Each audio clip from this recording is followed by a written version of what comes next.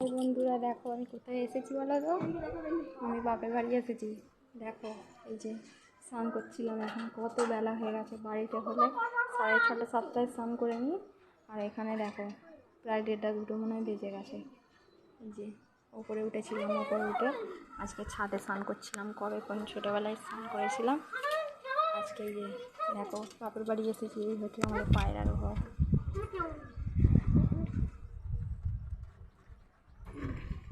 খেলছে। কেমন আছো সবাই? দেখো বন্ধুরা এই 5তলার ছাদে উঠেছি, 5তলার ছাদ থেকে নিচে বাড়িগুলো দেখা যাচ্ছে। দেখো ওই সেইখানে আমাদের মন্দিরের চূড়াটাও দেখা যাচ্ছে, কালীমাতা মন্দিরের চূড়াটা দেখো, সেই মন্দিরটাও দেখা যাচ্ছে। 5তলার ছাদে উঠেছি, ওপর থেকে যেন দেখতে পাচ্ছি কত নিচে ছোট ছোট ঘর, তাই না?